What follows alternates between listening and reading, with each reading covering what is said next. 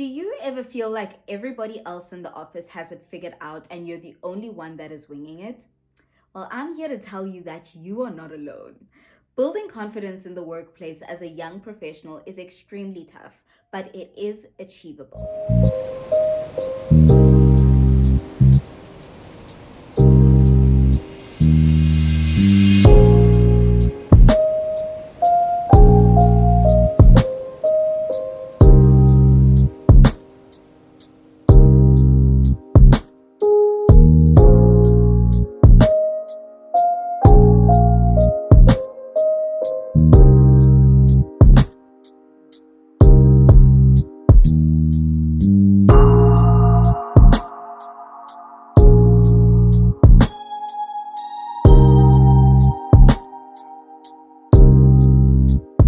Hi, beautiful people. Welcome to my channel. If you're new here, welcome. And if you are a returning subscriber, welcome back. It's great to have you in my little corner of YouTube where we speak all things adulting, faith, career development, personal development, lifestyle, the works. Anything and everything that is relevant for us to navigate our young adult lives. Before we get started, make sure to hit that subscribe button. That red button better turn gray. Give this video a massive thumbs up if you enjoyed it. Comment down below what you enjoyed about today's video and what other videos you'd like to see. Share this with anybody and everybody in your circle, and make sure to hit that notification bell so that you do not miss another video. So without wasting any more time, let us get straight into today's video. So we're back again with another sit down, and one that I'm extremely passionate about. One thing that I've noticed with young professionals is that we normally feel like we are imposters within the spaces that we find ourselves in, because we're usually the youngest people, or we're very green, we're very fresh,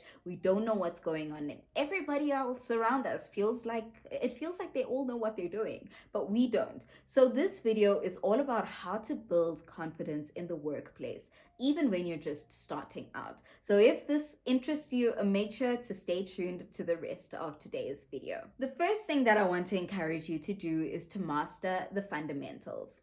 Confidence often comes with competence. So if you're good at your job, you will automatically feel confident. So focus on building knowledge and skills within your respective industry or field, whether that is attending workshops, masterclasses, like I always speak about this, seminars, doing online courses, whatever the case is, make sure that you master those fundamentals. An example of this can look like if you're in the marketing sphere, for example, you can make sure to work on the latest social media trends that are happening or taking place or gaining traction right now. And then you know that that is a fundamental that you have covered. If you're perhaps in the finance space, make sure to work on your Excel skills or your PowerPoint skills so that you can make good presentations. Those are fundamentals that you need to thrive within your respective field. So make sure that you find out what those skills are, identify them, and make a plan on what you want to work on, how you're going to work on it, what is that action plan for you, and what is it going to look like. The second thing that I want you to focus on is preparation. Prepare, prepare, prepare. Guys, I can't stress this enough.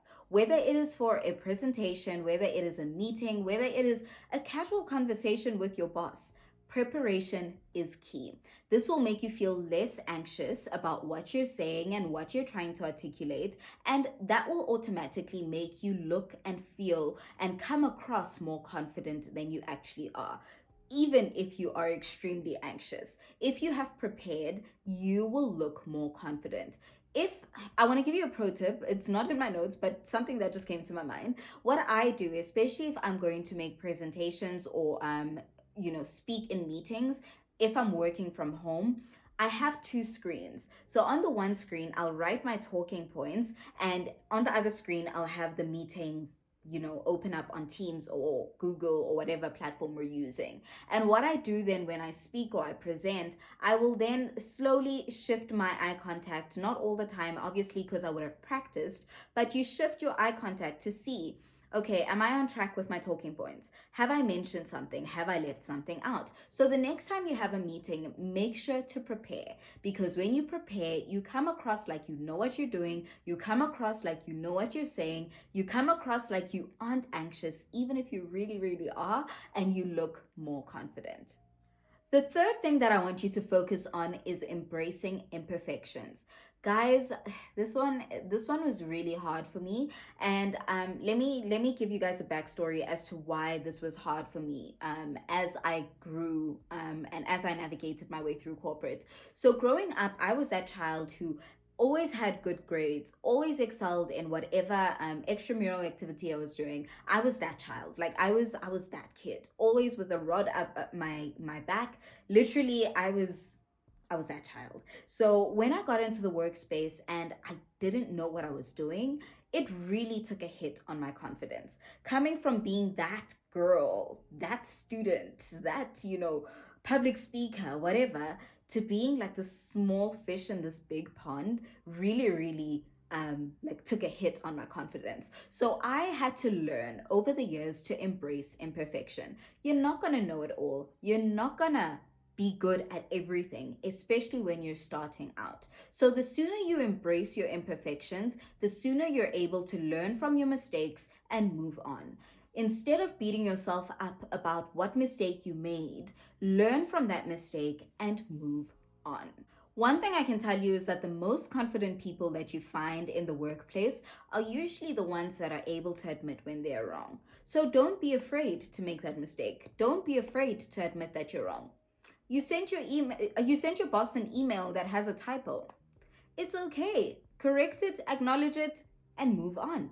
It's not the end of the world. If you just learn how to embrace that imperfection, you'll quickly be able to exude confidence even when you are very anxious or even when you don't know what you're doing. Think about a recent mistake that you made at work this week or this month. What did you learn from it? How did you fix it for the next time around?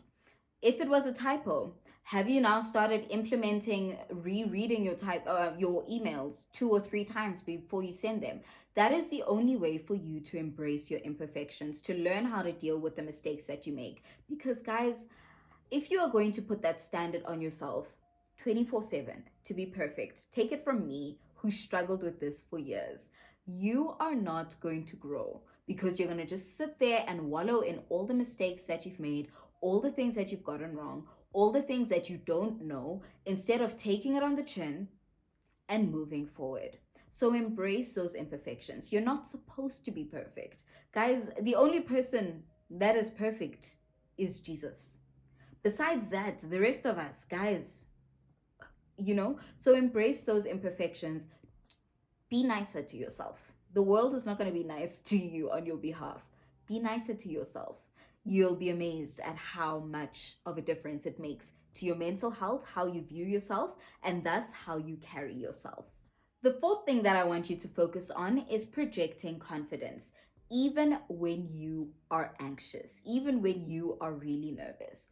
Body language plays a massive role in how people perceive you. So even if you're nervous, make sure to stand tall, speak audibly and clearly, make sure to look people in the eye when you're engaging with them, give them that firm handshake. It will automatically make you look confident even when you are so nervous. Guys, I cannot tell you how much of a game changer this is, especially when you are one of the youngest people in the team. As I've mentioned in a lot of my videos previously, I am the youngest person on my team, but I still am able to come out or exude confidence, and people think that I'm naturally confident when sometimes I am extremely nervous. But that's because I've managed to manage my body language. So I've learned how to make that handshake firm, look people in the eye, speak clearly and audibly. And I must say, the speaking clearly and audibly has come from my many, many years of experience in public speaking throughout my schooling career.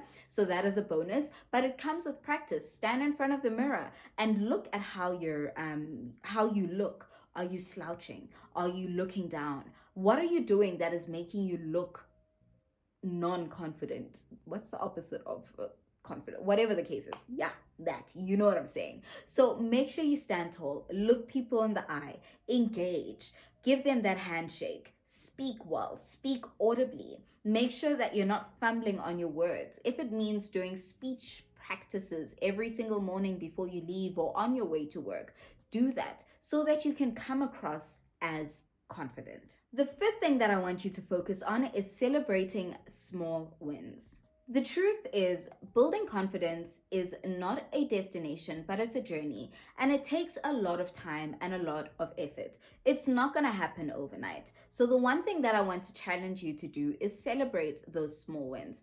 Hey, you presented well today. Give yourself a pat on the back. Hey, you spoke to an executive without fumbling on your words. Give yourself a pat on the back.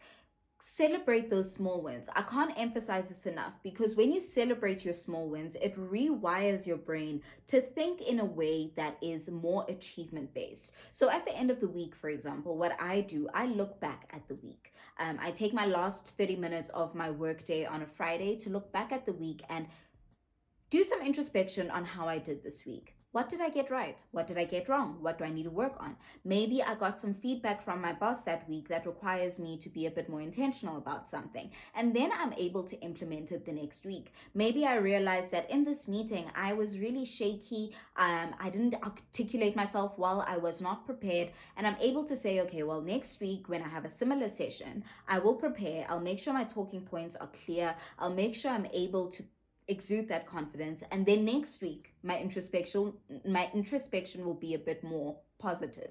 So at the end of every week, look back. I'm saying every week because if you do it at the end of every month, it's very easy to forget things. So at the end of the week, look back and say, hey, I did this well. Hey, I didn't do this well. Hey, this was okay, but there's room for improvement in A, B, and C spaces, you know? That will take you very far. The second you rewire your brain to be achievement based, you will then feel so great about yourself when you say, I got this right. I did this well. I completed this task with excellence. And that will drive you and motivate you to do even better, to do even more next time round. So with that, we've reached the end of today's video. I hope you enjoyed it. Please do comment down below what your biggest challenge is when it comes to building confidence in the workplace. It is something that I know a lot of young professionals struggle with, so I'd like to hear what you struggle with and perhaps see how I can best help you. I am not a specialist, I'm not a career coach, I'm not a guru in all of this, but I can definitely share my 2 cents here and there. So definitely comment down below what you struggle with when it comes to building confidence in the workplace, especially as a young professional. With that, we've reached the end of today's video. Don't forget to comment, like, subscribe, and share this with anybody and everybody in your circle. With so much love and so much light from me to you, have an incredible rest of the day. Stay safe and God bless. I'll catch you on the next one. Bye, guys.